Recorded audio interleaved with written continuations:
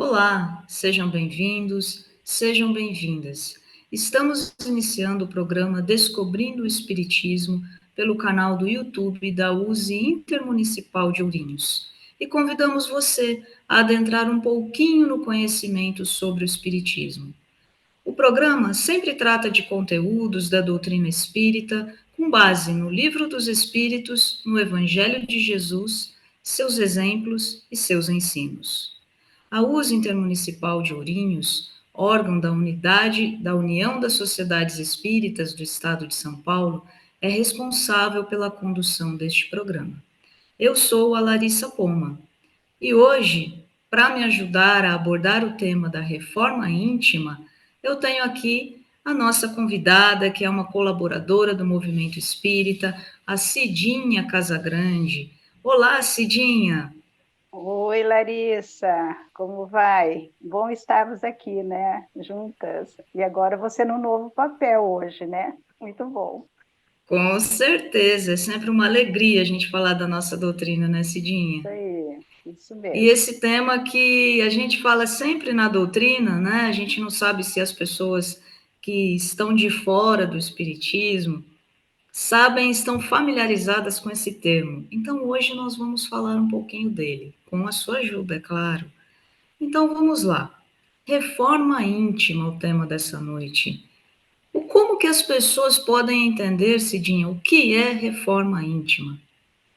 Nós podemos entender a reforma íntima como um conjunto de esforços que fazemos para para mudar, para modificar, né, para as modificações que nós praticamos interiormente.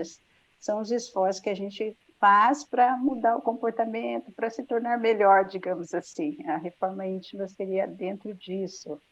Então, como que isso se dá? Como é que se faz? É um processo, então, um processo contínuo. A gente tem que estar sempre, constantemente, procurando se autoconhecer, um processo de autoconhecimento, de conhecimento da nossa intimidade espiritual, saber, né, que nós somos espíritos, esse lado espiritual é importante demais, que vai, então, esse processo, aos poucos, ele vai nos modelando, nos modificando progressivamente, fazendo um novo modelo, né, na nossa vivência do Evangelho de Jesus.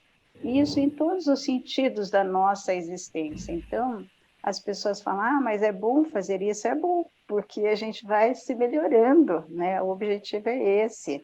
Então, a reforma íntima, ela é a transformação daquele homem velho, carregado de tendências, de erros que a gente está trazendo de tantos tempos, num homem novo, diferente, agora atuante na implantação dos ensinos de Jesus dentro de nós e praticando fora. Então, esse é o objetivo de melhoria, né, da doutrina, da reforma íntima. Muito bem, Cidinha, muito bem explicado. Eu costumo dizer que a reforma íntima, como o próprio nome já diz, né? Quando a gente faz uma reforma em casa, dá uma bagunça danada, um trabalho danado, mas no fim das contas a gente consegue se melhorar. E como ela é íntima, estamos falando de dentro da gente. Você já É, meio que respondeu o porquê a reforma íntima. Então, nós temos duas perguntas aí. Por que a reforma íntima e para que a reforma íntima? não, o porquê a reforma é exatamente essa, para a gente se libertar, né? O meio da gente se libertar das nossas tendências, das nossas imperfeições, das nossas coisas negativas, digamos assim, e para fazer um trabalho de melhoria interna, né? Reconhecendo, então, os nossos vícios, os nossos defeitos, e isso vai nos levar a essa meta de melhor, de progredir, de melhorar. E para que a gente deve fazer a reforma íntima? Exatamente para que se dê a transformação do homem, tirar o velho, vir um novo homem, né? E nessa transformação, a partir do homem melhorado, reformado, nós também vamos modificar a sociedade, modificar a humanidade, e que ainda vamos ficando distante, que ainda se encontra distante dos ensinamentos de Jesus, das vivências do Evangelho. E a reforma íntima, todo esse trabalho, ele é importante por quê?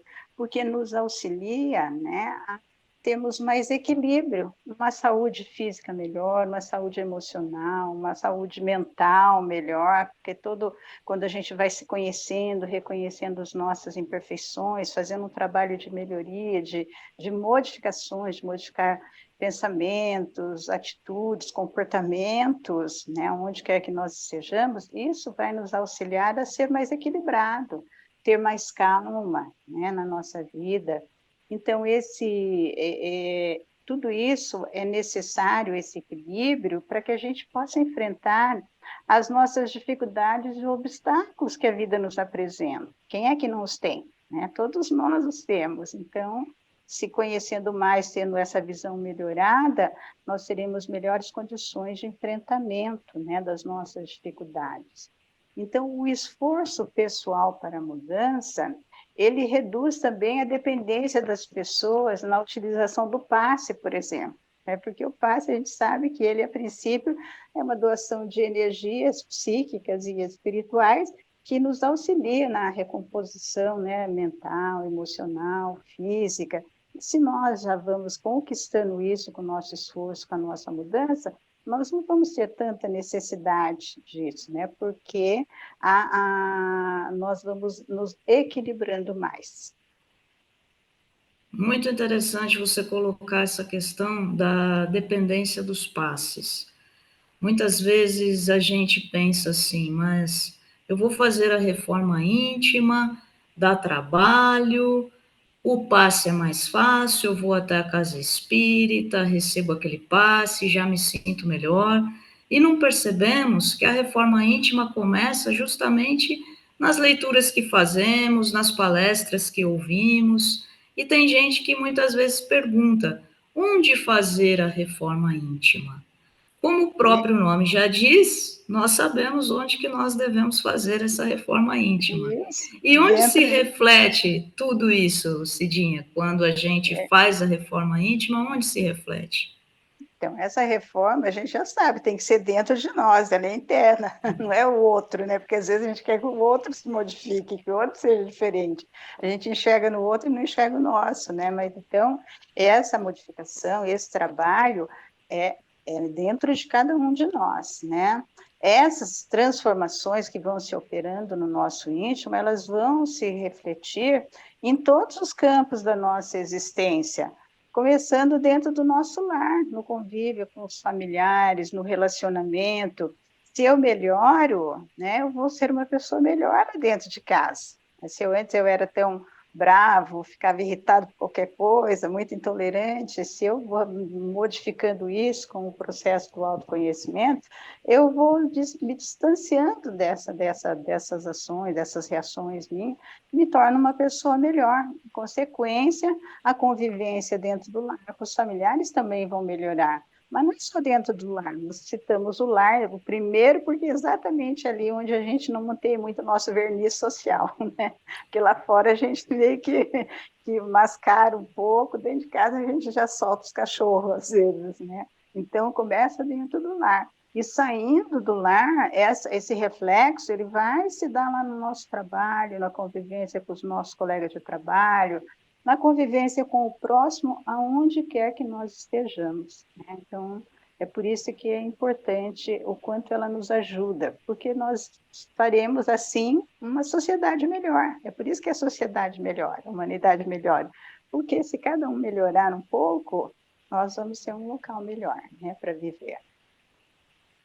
Agora conta um pouquinho para as pessoas, quando fazer a reforma íntima? Em que momento? O momento é agora. No momento quando eu estou ali, me conscientizo, já estou ali verificando, já estou aprendendo pelo Evangelho, ou até pelo conhecimento espírita, o quanto isso se faz necessário, então eu não posso mais postergar, porque às vezes a pessoa fala, eu vou mudar lá mais à frente, eu vou mudar. Não, o momento é agora, quando eu já estou vendo, por que não já começar? Esse é o ideal, né? Porque se a gente vai deixando para lá, a gente vai só carregando, aumentando ainda mais as nossas tendências, as nossas viciações.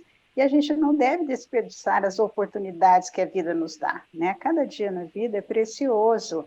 Então, assim, ó, estudar o Evangelho segundo o Espiritismo, por exemplo, ele nos ajuda muito a colocar em prática o agora.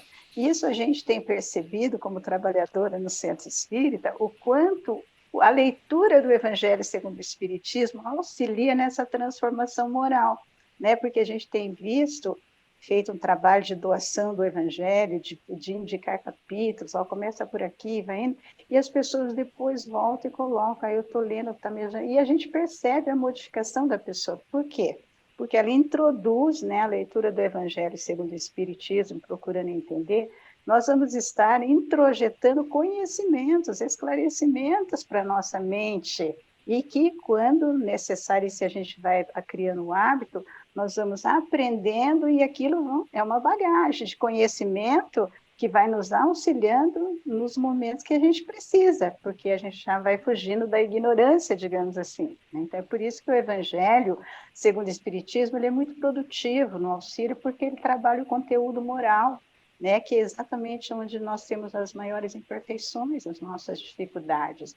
Então, é nessa maneira, nessa luta, nesse sofrimento, nesse aprendizado, que a gente vai vivenciando, mas vamos incorporar os ensinamentos para poder aprender um pouco mais e colocar em prática e melhorar. Muito bem. Você já falou o que é a reforma íntima, por que a reforma íntima, para quê, quando, onde. Agora, você também antecipou um pouco já como fazer essa reforma íntima pelo Evangelho. Explica um pouquinho melhor como fazer e quais as dificuldades que a gente enfrenta para praticar a reforma íntima. Porque Isso. parece que é algo simples, mas não é fácil. Conta aí para a gente. Não é fácil, é simples de falar, mas para vivenciar a gente sabe porque o quanto é difícil nós nos enfrentarmos, né? Então, assim, como fazer vai depender da vontade firme.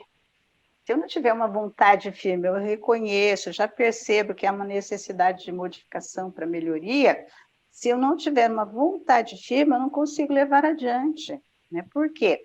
Porque a gente tem que ver que nós temos hábitos arraigados, a gente tem as tendências, tem a coisa, então eu tenho que ter aquele objetivo, né? Eu tenho que ter um empenho individual da minha parte, me esforçar, ter a vontade de acreditar, não, é realmente, por esse caminho, eu já estou aprendendo ali no Evangelho, essas coisas, então eu vou ficar com a vontade firme. Como que é a vontade firme? É a gente não ceder, digamos assim. Quando vem as coisas velhas que estão nos puxando, nos arrastando para baixo, a gente fala, opa, mas eu já sei que não é por esse caminho.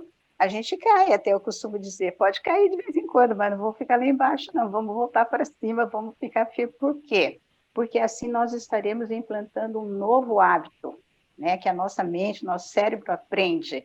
Não, eu quero ser melhor, eu quero me modificar. Então, vai depender da nossa vontade, do empenho de cada um dos indivíduos, e vai depender também do nosso livre-arbítrio, né? Da liberdade. Eu tenho escolha, né? Livre-arbítrio é isso. As ações, eu escolho as ações que eu quero fazer. Essa é a nossa liberdade. Então, assim, eu tenho que ver o que eu quero fazer.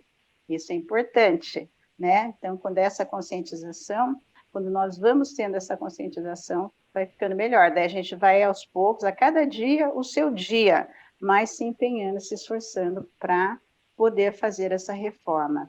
Então, e nós temos um auxílio, que eu já falei do Evangelho, né, a doutrina espírita, a casa espírita também, que nós vamos, assistimos às palestras, às explanações evangélicas, né, o passe, que às vezes também nos ajuda quando necessário, as boas leituras, tem tantas boas leituras que vão trazendo conhecimentos, o evangelho no lar, né, aquele momento de oração na família, para que a gente possa melhorar a psicosfera do lar, a prática do bem, olha aí, tudo isso vai ajudar, porque vão nos alicerçando, né, intimamente, digamos assim, é como se nós estivéssemos fazendo um alicerce básico, né, para a estrutura do homem novo, é exatamente assim, né, que a gente faz. Então, nós vamos encontrar algumas dificuldades, né, para poder fazer isso. Quais são essas? Nós podemos primeiro até elencar o egoísmo, porque o egoísmo é a base das imperfeições humanas, né? Então, se eu penso primeiro só em mim, né, eu estou sendo egoísta. Então, ver o nosso comportamento, porque todos nós somos iguais, somos irmãos, somos iguais perante Deus. Então, tentar se conhecer mais, porque daí nós vamos detectar quando estamos sendo egoístas, para fazer um trabalho, um esforço para modificar isso, né? O orgulho, às vezes o orgulho que é um inimigo grandioso, né? Porque o que significa melhoria de reforma íntima? Mudar comportamentos, mudar reações. Então, o orgulho, dependendo da situação que eu enfrento, o orgulho às vezes fala mais alto e a gente quer já revidar, quer brigar. É difícil a gente parar, a gente pensar assim, não, eu não posso, eu tenho que tolerar mais, eu tenho que ouvir mais, tenho que respeitar. Isso tudo faz parte desse esforço para a nossa reforma, né? Então, e a ausência também de autocrítica. Às vezes a gente não se analisa nas nossas ações, esse é um inimigo nosso, é uma dificuldade. E daí porque a gente acha que os nossos defeitos são sempre menores do que do próximo. Isso aí é bem complicado. Porque daí a gente faz aquela coisa assim, como se nós fôssemos um juiz e julgamos sempre a nosso favor. Nós somos, sabe, como se a gente fosse melhor. Então, esse aí é uma coisa que a gente tem que ter bem centrado também, porque isso nos puxa. Porque se a gente tiver essa visão de que eu sou sempre o certo, o meu jeito é o melhor, então eu vou ter uma dificuldade grandiosa, né, nesse processo de modificação. E nós vamos ter que lembrar, né, lá do livro dos Espíritos, da questão 919, né, que Santo Agostinho que Kardec pergunta para os Espíritos qual o meio prático mais eficaz que o homem tem de se melhorar nesta vida e de resistir ao arrastamento do mal. E Santo Agostinho responde que é uma coisa, ele dá para nós uma fórmula de fazer, por exemplo, né? Aquele que todas as noites evocasse todas as ações que praticara durante o dia e inquirisse a si mesmo, pensar no que eu fiz, inquirir, será que eu agi certo ali? Será que aqui eu pisei na bola? Será que aqui... esse pensamento da gente pensar nas nossas ações, refletir, nos auxilia, né? Então, inquirir-se a si mesmo o bem ou o mal que houvera feito, rogando a Deus e ao seu anjo da guarda que o esclarecessem, grande força adquiriria para se aperfeiçoar, porque, crede-me, Deus o assistiria. Então, que instrução boa! Eu analisar, eu pensar aquilo que eu fiz, reconhecer, né? Mesmo que eu fique envergonhado, que o orgulho tente me tomar, não, mas aqui realmente eu pisei na bola. E a gente se interiormente fazer a nossa oração e pedir forças para Deus para que a gente possa modificar, se enfrentar para poder melhorar, para não repetir mais, enfim, ou para repetir menos, quer dizer, a gente e a sincera vontade de mudar. Eu tenho que ter isso, porque se eu não tiver a vontade, daí vai ficar difícil, eu vou estar sempre do mesmo jeito. Então, a bagagem, também outra coisa que interfere, né, que é uma das dificuldades, são a bagagem que a gente já traz anteriores de erros e desacertos, que já compõem o nosso patrimônio individual, digamos assim, espiritual, né, que nós acumulamos nas diversas encarnações passadas. Então, a dificuldade de abandonar os nossos modelos, nossos paradigmas. Então, o passado de ontem, os meus erros, minhas tendências, ele se reflete hoje. Em reconhecendo que não, isso não é bom, é que eu vou ter que empreender o esforço pessoal para o enfrentamento. E mudar, né, aquele velho modelo que a gente fala assim, eu sempre fiz assim, eu não vou mudar, então estou seguindo um paradigma, né? O meu já é sempre assim, não, porque as coisas mudam, né? E às vezes o nosso modelo está completamente arcaico, está errado, né? Então a gente tem que ter pensar esse discernimento, por quê? Porque quando eu me coloco assim na dificuldade de mudar os paradigmas, eu estou muito mais ligado ao orgulho, né? De reconhecer às vezes que aquele modelo meu está velho e que ele já não está mais, não dá mais para vigorar. Então, isso é uma coisa que é uma tendência humana. Nós temos muita dificuldade nas modificações, né? De ser nas mudanças, na aceitação das mudanças, mas por isso que exige o esforço, né? Então, para nós concluirmos, né, pensar e fazer a reforma íntima é refletir sobre a diferença entre os valores e as necessidades que nós criamos para a nossa vida. Né? Será que o meu valor está realmente certo? Será que isso aqui é necessário realmente? Né? Então, é essa reflexão que vai fazer com que a gente se modifique, né? Porque é um momento de reflexão, de reconstrução e de transformação do ser. Então, a repensar a vida em um mundo onde permanece o egoísmo, o individualismo, né, que estimula a violência, a injustiça e a competitividade cega. Então, a reforma íntima nos conduz a ser um homem mais espiritualizado. Muito bem, Cidinha, quantas reflexões importantes. Nesse momento que a gente está vivendo, todos esses de transição, tantas dificuldades que nós enfrentamos, tudo isso que você trouxe, acredito que tenha sido muito esclarecedor, porque realmente, se de fato nós conseguirmos nos modificar, ter essa bagagem que você fala do evangelho, das leituras, sermos mais espiritualizadas, com certeza isso tudo vai se refletir num mundo melhor. E depois de tudo que você falou, eu concluo que a reforma íntima é para a gente ser feliz. Porque se nós nos aperfeiçoarmos e fizermos tudo isso que você falou, não tem como, nós vamos ser felizes, vamos compreender mais os outros. Muito obrigada.